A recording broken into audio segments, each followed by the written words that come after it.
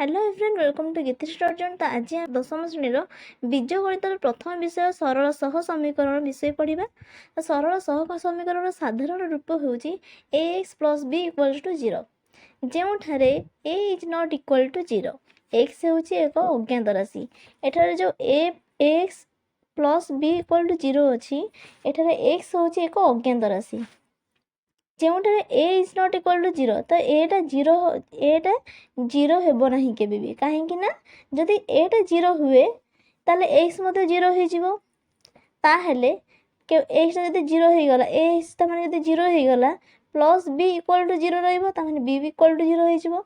तो एटा को समीकरण रूप कुहा जिवो नै, सेति पई A is not equal to 0। एठारे ए और बी वास्तव संख्या अटे ओ ए को एक्स रो सहग बा कोएफिशिएंट कहा जाए। तो पिला माने धीरे धीरे आमे माने इंग्लिश टर्म भी जानिबे, काहे ना तुमे माने जते प्लस 2 को जीवो सेते बेले तुमे माने यार इंग्लिश टर्म को पढिबो। सेते में एबेठु एतरे तुम बही रे ब्रैकेट रे जहा भी लिखा होउची यार इंग्लिश टर्म एबे केवल रीडिंग मारी के मन रखो। एक्स रो सहग कहा जाए, तारे सहग का कहा जाए ना, ए को एक्स रो सहग कहा जाए। एठारे ए सहित एक्स अछि ना, एक्स टा गुणा है कि अछि, एक्स सहित ए गुणा है कि अछि, ता माने ए को एक्स रो सहग बोली कुहा जिवो।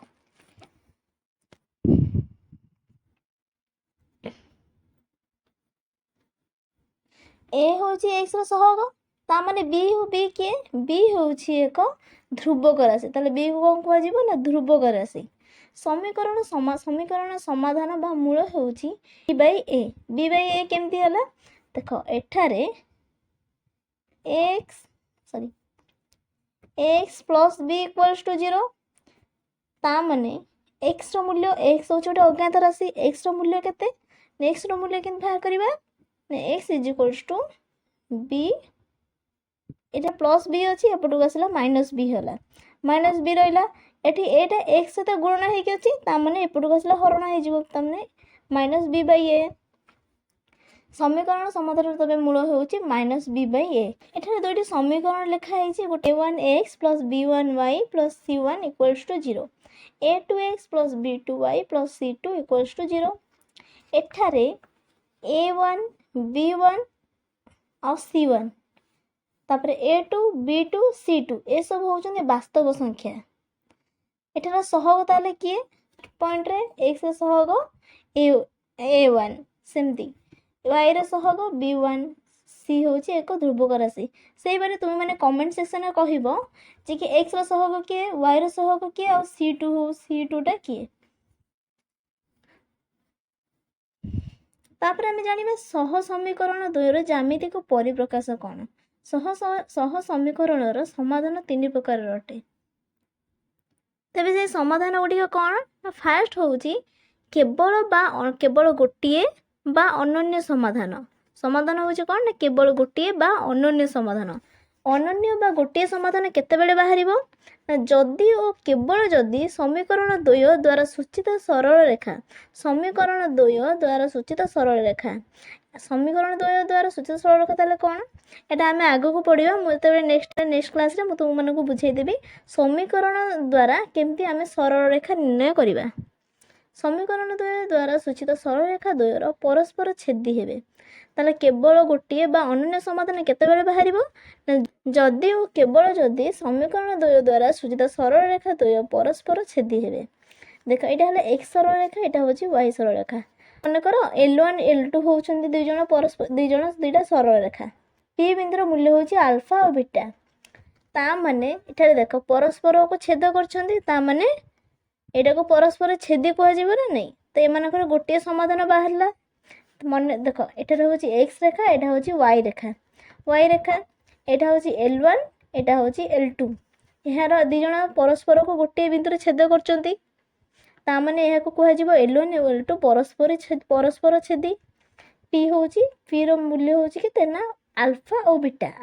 p रो वैल्यू होची अल्फा और बीटा। एठारे जो परस्पर को छेद करले गोटे समाधान बाहरला, तेणु तबे एटा गोटे समाधान बाहरला, ताकू ही कह जिवो गोटे बा अनन्य समाधान बाहरिबो। केतेबेले ना जेतेबेले दुईटी सरल रेखा परस्पर को छेद करंती।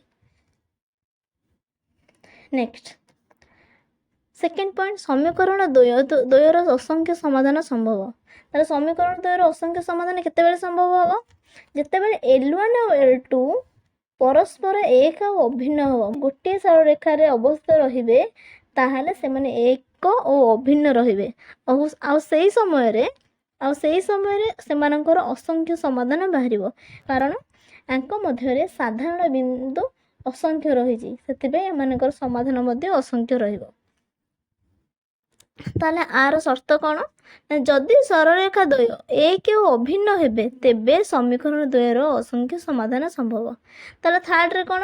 ନା ସହ ସମୀକରଣ ଦ୍ୱୟର ସମାଧାନ ସମ୍ଭବ ନୁହେଁ। ତ ପିଲାମାନେ ଆମେ କେବଳ ଗୋଟିଏ ସମାଧାନ ଆମେ ଶିଖିଲେ କେମିତି ବାହାରିବ, ପୁଣି ଅସଂଖ୍ୟ ସମାଧାନ କେମିତି ସମ୍ଭବ ସେଇଟା ବି ଆମେ ଜାଣିଲେ। ଏବେ ଥାର୍ଡ଼ରେ ହେଉଛି ସହ ସମୀକରଣ ଦ୍ୱୟର ସମାଧାନ ସମ୍ଭବ ନୁହେଁ। ଏମିତି କେଉଁ ଟାଇପ୍ର ସରଳରେଖା ରୁହେ ଯେମିତି ଏହାର ସମାଧାନ ଅସମ୍ଭବ ହୁଏ। ତାମାନେ ସରଳରେଖା ଦ୍ୱୟ କିପରି ରହିଲେ ସମୀକରଣ ସମାଧାନ ସମ୍ଭବ ହେବ ନାହିଁ। ଯଦି ସରଳରେଖା ଦ୍ୱୟ ପରସ୍ପର ସମାନ୍ତର ହେବେ, ତେବେ ସହ ସମୀକରଣ ଦ୍ୱୟର ସମାଧାନ ସମ୍ଭବ ନୁହେଁ। ଦେଖ, ଏଇଟା ହେଉଛି L1 ରେଖା, L1 ସରଳରେଖା, ଏଇଟା ହେଉଛି L2 ସରଳରେଖା। ଦୁଇ ଜଣ ପରସ୍ପର ସହିତ ସମାନ୍ତର। ତେବେ ଯଦି ସେମାନେ ସମାନ୍ତର ହେଉଛନ୍ତି, ଯେହେତୁ ସେମାନେ ପରସ୍ପରକୁ ଛେଦ ହିଁ କରୁନାହାନ୍ତି, ତାହେଲେ ସେମାନଙ୍କର ସମାଧାନ ବାହାରିବ ନାହିଁ। ତ ପିଲାମାନେ ଆଜି କ୍ଲାସ୍ ଏତିକି ଥାଉ। ନେକ୍ସଟ କ୍ଲାସ୍ରେ ଆମେ ଲେଖଚିତ୍ର ଦ୍ୱାରା ସମୀକରଣ ଦ୍ୱୟର ସମାଧାନ ପଡ଼ିବା। ତୁମେମାନେ ଯଦି ପାଠ ନ ବୁଝିପାରୁଛ, ତାହେଲେ ମୋତେ କମେଣ୍ଟ ସେକ୍ସନରେ କହିଲେ ମୁଁ ଏହା ଉପରେ ପୁଣି ଥରେ ଆଉଥରେ ବୁଝେଇକି ଭିଡ଼ିଓ ଆଣିବି।